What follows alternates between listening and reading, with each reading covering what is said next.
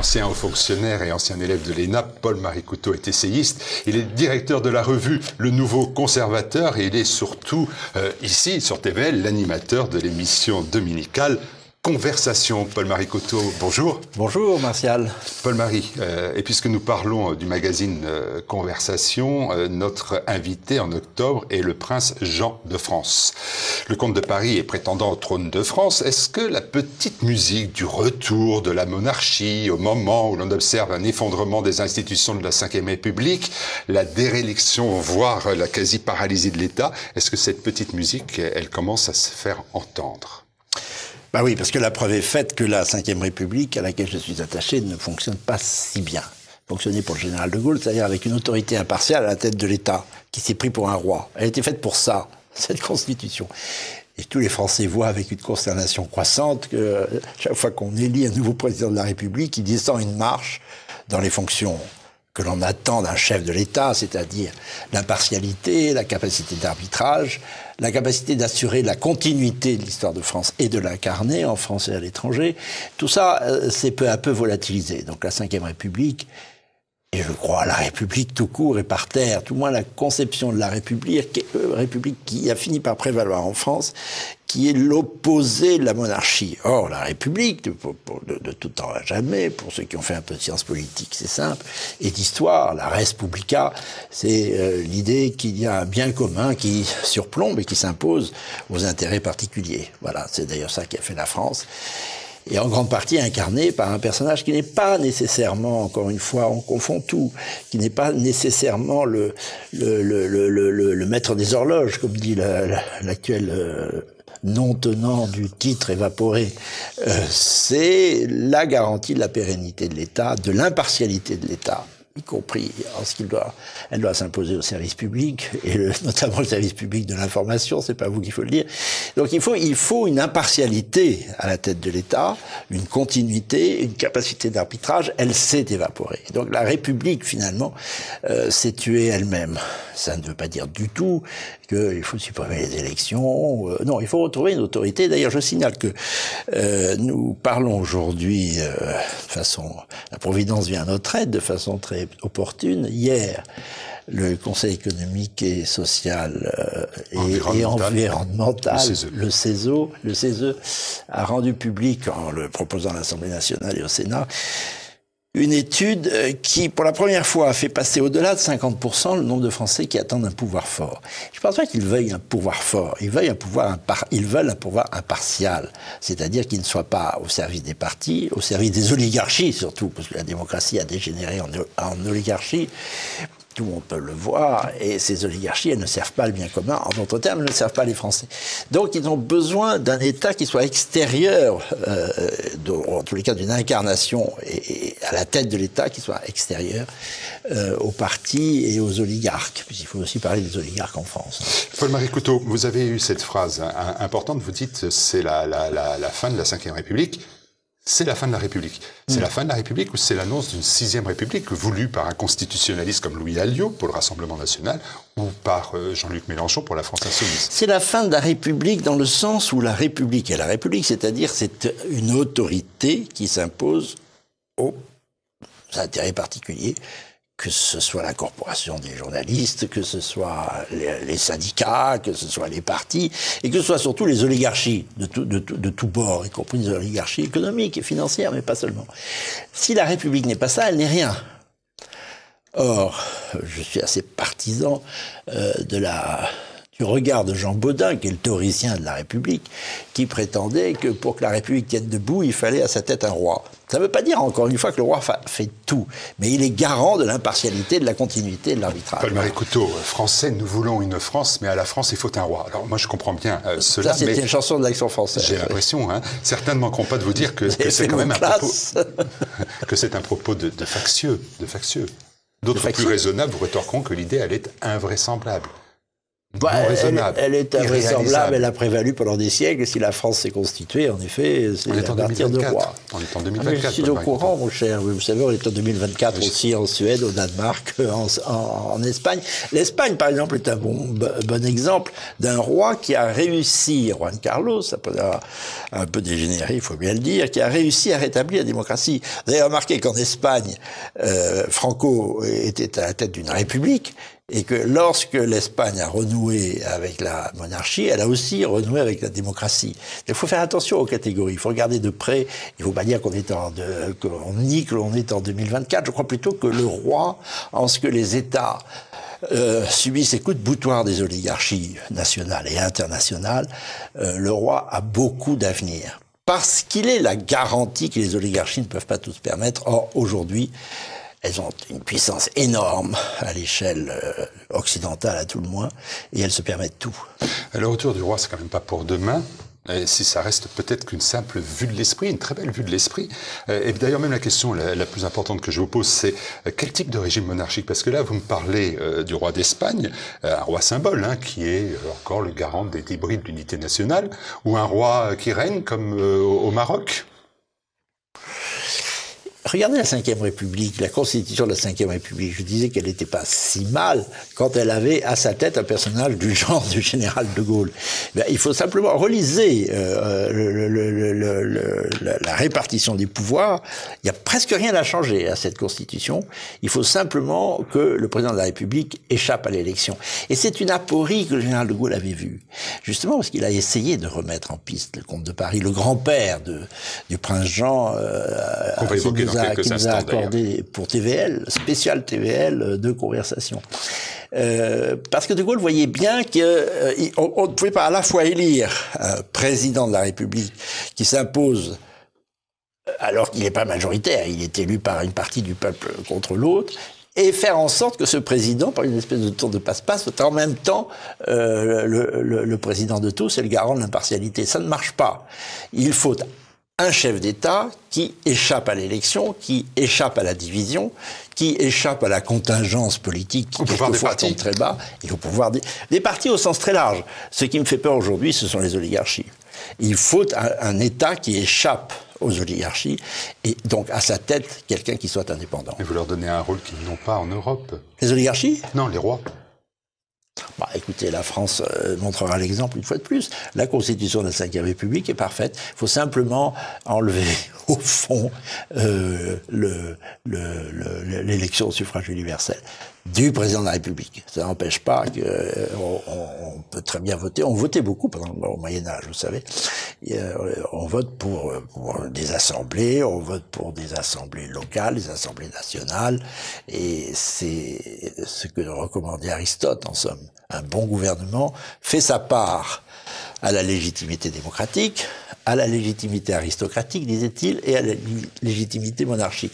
Au fond, à bien y regarder, la Ve République est un peu organisée comme ça.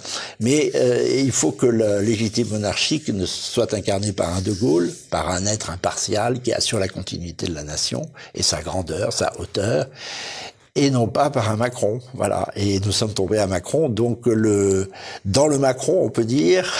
Il n'y a rien de bon. Et on a donc vraiment besoin de restaurer nos institutions. Allez, revenons au prince Jean de France, le prétendant d'Orléans au trône de France. C'est une personnalité qui s'exprime peu, vous l'avez d'ailleurs quasiment rappelé, que les Français connaissent mal, d'où un caractère exceptionnel avec cet entretien accordé à TVL. Oui.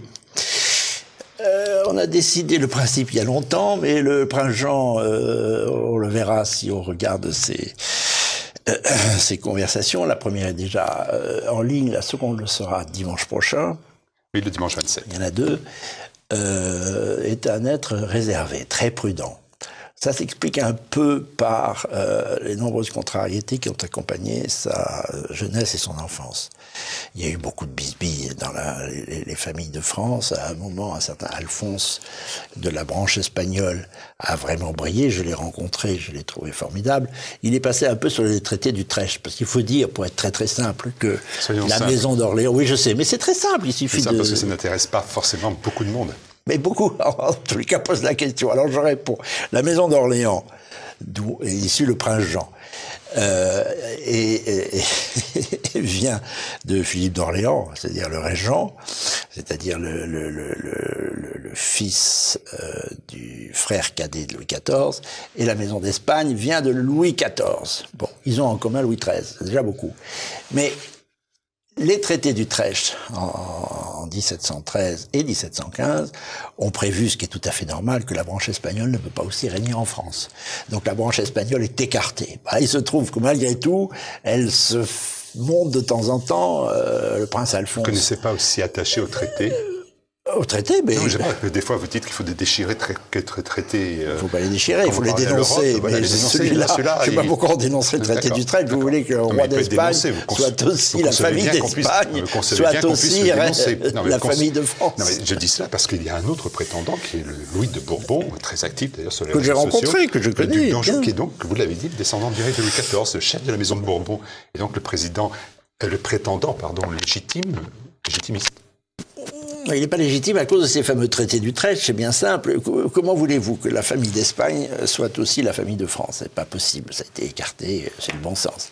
Alors, je reconnais que de temps en temps, un rejeton de la famille d'Espagne vient en France, je l'ai rencontré, je lui ai dit, monseigneur, écoutez, faites-vous connaître, à tout le moins, il m'a dit, mais toutes mes affaires sont à l'étranger, avec un accent espagnol prononcé, il vit à Madrid, beaucoup à New York, il fait des affaires, bon, il ne prétend à rien en réalité. Bon, voilà, il a été très sportif, il portait beau, son père était un personnage magnifique, curieusement mort d'ailleurs, lors du millénaire capétien, la tête coupée par un fil, tandis qu'il faisait une descente de ski, c'est très étonnant. Mais la question est réglée, on ne va pas retomber dans la démocratie, nous avons un prince, et d'ailleurs... Donc vous avez considéré que le prince Jean est le prince... C'est pas moi qui l'ai considéré, le protocole de la République aussi le considère, je vous signale. D'accord, je reviens à cette personnalité-là.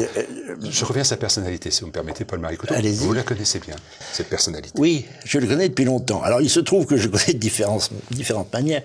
J'ai bien connu son grand-père, le comte de Paris, son père aussi, qui accessoirement est le parrain de mon frère, qui était un ami de mon père, oui, qui a des coïncidences familiales. Et puis, j'ai connu son grand-père, qui était un ami de Philippe de Saint-Robert, et qui avait demandé à Philippe de Saint-Robert quelqu'un, j'étais à ce moment-là son collaborateur, qui l'aide à organiser le millénaire capétien. Et notamment, j'ai préparé un voyage au Québec en 1987, c'était 1000 ans après l'élection de Capet. Et c'est à cette occasion que j'ai fréquenté à peu près toute la famille de France. Et d'une certaine façon, je suis content que le prince Jean soit sorti bien des conflits. Il y avait un côté très désabusé chez son grand-père qui a un peu torpillé notamment le patrimoine. Il a réussi à confier à une fondation, la Fondation Saint-Louis, tout ce qui ressort du patrimoine d'Orléans. Il y a quand même de belles choses. Dreux, Amboise. Et maintenant que les choses sont réglées, que les relations sont apaisées, elles ont été longtemps compliquées avec cette fondation, et que au fond la question dynastique est réglée, il se sent maintenant un peu plus libre de ses mouvements. Et comme je le connais de longue date, pour l'anecdote, je lui avais même proposé en 2009, je voulais pas renouveler mon mandat de parlementaire européen. À l'époque, les élections au Parlement européen se faisaient par circonscription. Je voulais qu'il soit, puisqu'il était comte de Paris, ou putativement comte de Paris, son père vivait encore, candidat à ma place aux élections de 2009. Il a hésité, il a dit non. Bref, je le connais de longue date et de plusieurs biais, si on peut dire. Donc il y a des relations entre lui et moi assez régulières, et il a accordé à moi, donc à TVL, ces entretiens qui, je crois, en annoncent d'autres, non pas simplement pour nous, mais enfin la porte d'entrée c'est TVL, on peut le souligner et s'en satisfaire. Donc ce prochain épisode de cet entretien, c'est dimanche 27 octobre. Comment est-il ? Par exemple, beaucoup d'observateurs notent, sans acrimonie d'ailleurs, qu'il est réservé. Certains parlent même d'une forme de timidité. Il est un peu timide, oui. Il voit très clair, mais il voit sa place. Il ne faut pas faire de faux pas. Il y a tellement d'équivoques autour de son titre et des fonctions que l'on attribue bêtement fonction dictatoriale, ou vous le disiez vous-même tout à l'heure, un peu passéistes, qui sont celles d'un monarque, qu'il peut pas dire n'importe quoi. Il doit s'avancer sur un chemin très étroit. Mais je pense qu'au cours des conversations que déjà beaucoup de nos amis TVL ont regardé, puisqu'elle a déjà un certain succès, et je les invite à le faire. Ainsi d'ailleurs que j'avais préparé les choses par 2 autres conversations avec 2 monarchistes. D'abord Frédéric Rouvillois, professeur de droit constitutionnel et monarchiste déclaré, et puis quelqu'un qui a été qui est président d'honneur de l'Action française et qui a été longtemps le précepteur du prince Jean, c'est-à-dire Hilaire de Crémier. Alors il y a eu 2 conversations, l'une avant les vacances, l'une au début septembre, avec ces 2 personnages qui préparent un peu l'aspect plus théorique de la chose. Et puis je conclus avec ces 2 conversations avec le prince Jean que l'on découvrira tel qu'il est. Je ne dis pas qu'il casse la baraque, mais il n'a pas à le faire, à mon avis. Il montre un prince très attentif, qui aime voyager à l'étranger. Il est reçu quelquefois de façon très très étonnante. Au Liban, par exemple, toutes les communautés ont voulu le rencontrer. Au Québec, c'était très émouvant aussi, parce qu'évidemment, l'histoire commune avec le Québec, elle est monarchiste. Donc le passé revient quand on le voit. Et il y a même une anecdote très curieuse. Hilaire de Crémier avait préparé un voyage dans toutes les provinces. Un jour, c'était le tour du Nord, l'île. Pierre Mauroy, qui était sur la fin de sa vie, je crois que c'était 2010-2011, a appris que le prince Jean donnait une conférence et a demandé qu'on organise très vite à la mairie, à l'hôtel de ville de Lille, une réception pour le recevoir. Enfin, pour l'accueillir avec les honneurs dus à un rang qu'au fond, il n'a que dans l'esprit des Français. Mais vous voyez que cet esprit-là, y compris d'ailleurs, c'est assez inattendu dans la tête de Pierre Mauroy, cet esprit-là perdure. Pourquoi? Parce que les Français ont besoin non seulement d'impartialité, voilà, c'est-à-dire de quelqu'un qui dit le droit est tel et on ne peut pas l'enfreindre. Aujourd'hui, même la Constitution est pulvérisée. Et qui disent la France a une continuité, elle se doit à son histoire, je l'incarne et je veillerai à ce que les institutions soient fidèles à cette continuité. Double question, Paul-Marie Couteau. Où vit-il? Comment vit-il? Il est à Paris? Alors il vit très simplement, je dirais presque trop simplement, mais on ne peut pas juger ses princes. Il vient à Paris régulièrement, mais il préfère la province. Je pense d'ailleurs que si un sursaut national vient, à travers sa personne ou pas, il est à disposition, on fait ce qu'on veut. Je dis, il est en réserve. Ce mot consonne avec sa réserve naturelle, d'ailleurs. C'est le titre de notre deuxième conversation. Il vit dans le sud, pas loin de Carcassonne. Il a de nombreux enfants. Il y veille parce qu'évidemment, il faut transmettre. Il a 6 enfants. Il a eu l'hiver dernier un 6e enfant. Je pense que c'est le dernier parce c'est un quinquagénaire bien assis maintenant. Et il fait des voyages très discrets, tout au moins, qui passent en dessous des radars médiatiques. C'est le moins qu'on puisse dire. Et son épouse n'est pas d'origine française? Non, mais on peut dire que lui non plus, parce que, enfin, en grande partie oui, mais sa mère, duchesse de Wurtemberg, est une Allemande, elle est toujours de ce monde. Il y a eu des contrariétés, parce que ses parents, et ça explique aussi son personnage, ses parents ont divorcé. Le comte de Paris, son père, que vous avez reçu ici d'ailleurs aussi, à l'occasion d'un livre dont le titre est extrêmement beau, La royauté de l'homme. C'est peut-être un très beau titre, et c'est tout à fait très Orléans, ça, comme conception, très chrétienne aussi, évidemment. Son père a divorcé de sa mère et s'est remarié. Pour mon malheur, il s'est remarié avec une femme qu'il avait rencontrée à la table de mon père. Alors le prince Jean aurait pu me regarder d'un sale œil, parce que, mais enfin, il m'a pas voulu des initiatives d'ailleurs bien innocentes de mon père. Mais ça a contrarié son enfance, et je dois dire que ce personnage-là, je crois, peut donner beaucoup de choses à condition qu'on l'écoute. Est-ce qu'il pense pouvoir un jour être roi? En fait, est-ce qu'il a au moins cette notion-là en lui? Par exemple, on sait que son grand-père a pensé pouvoir remonter sur le trône. Il a même cru De Gaulle que De Gaulle pouvait le faire. De Gaulle a montré 50 témoignages. Quand il va voir Franco quelques mois avant de mourir, il dit « Vous avez réussi à faire en Espagne ce que je n'ai pas réussi à faire en France ». Il a cru à la parole de Gaulle, lui. Ben, non, il le voulait simplement. Vous savez ce qui s'est passé, Martial? C'est très simple. De Gaulle voulait rétablir la monarchie. Il avait bien compris qu'il fallait aller au bout de ces institutions de la Ve République qui étaient faites pour ça. Elles étaient monarchiques. D'essence, il fallait aller jusqu'au bout.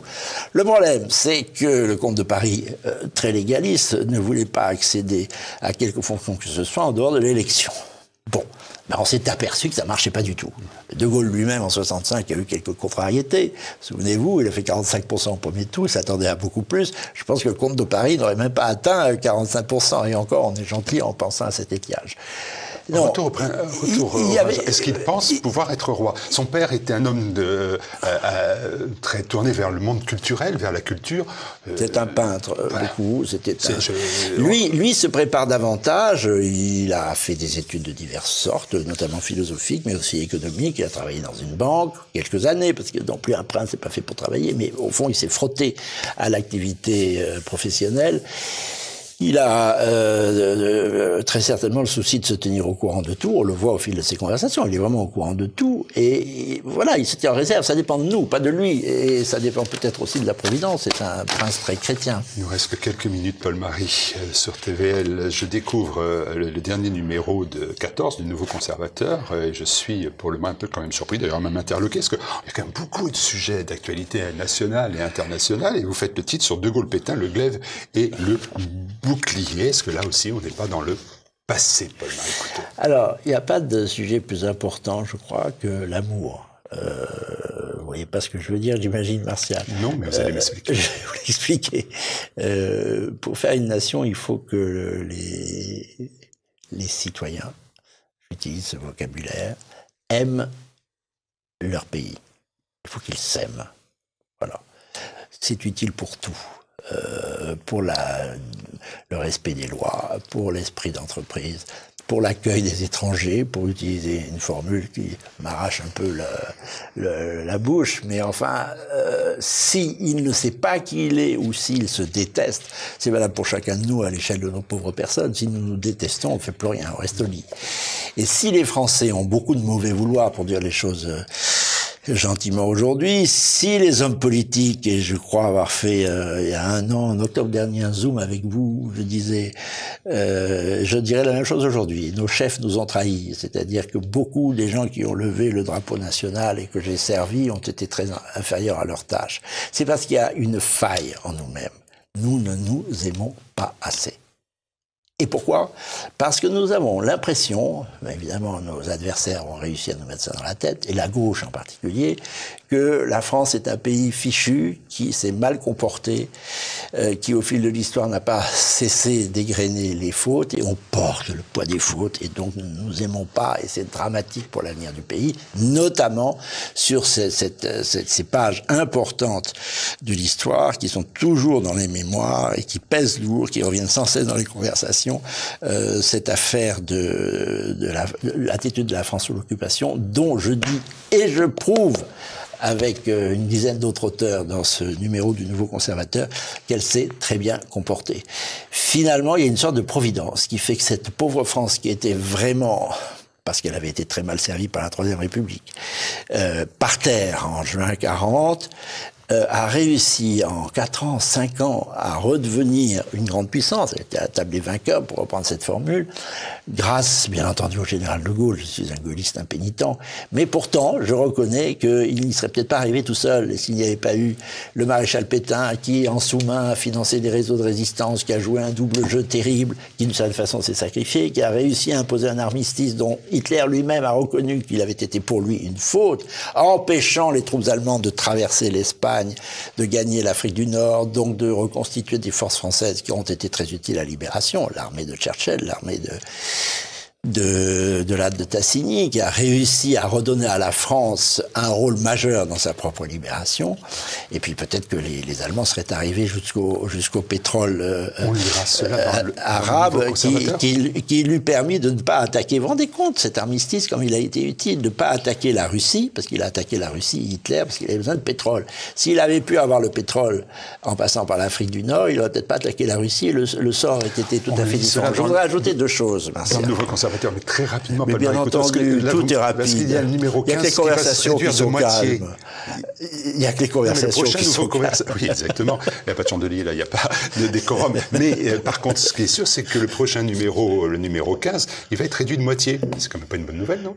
Mais parce que nous devenons mensuels, mon cher Martial. Vous avez mauvais esprit, quand même.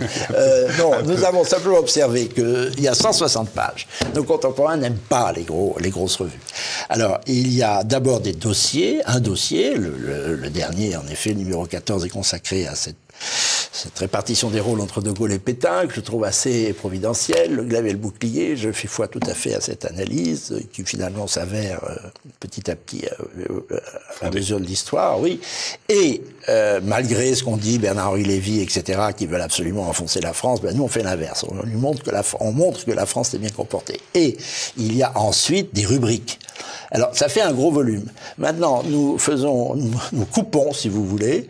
Il y a de temps en temps un dossier thématique, et puis, le mois suivant, des rubriques et chroniques régulières, c'est-à-dire que nous paraissons tous les mois sous une forme, en effet, plus facile et rapide à lire, la prochaine donc livraison. C'est une bonne nouvelle, je me suis trompé. Mais oui, vous vous êtes trompé, ça vous arrive très rarement. Mais là, je dois dire que... Mais c'est parce que vous avez un petit mauvais esprit, vous savez titiller vos interlocuteurs, mon cher Martial. Ah oui, Paul-Marie Couture, on se Et finalement, alors je finis là-dessus, début novembre paraîtra le numéro 15, à l'occasion de notre 4e année d'existence. Nous avons les reins assez solides pour nous lancer dans une aventure un peu nouvelle, qui demande un travail supplémentaire, mais c'est absolument captivant. Et, pour finir là-dessus, nous faisons un dossier sur les élections américaines. Et ce qui est intéressant, c'est pas le 5 novembre en réalité, c'est la façon dont les élections vont être acceptées par le camp perdant ou pas, pouvant ouvrir une guerre civile qui accélérera la démolition des États-Unis. Et pourquoi je vous dis ça?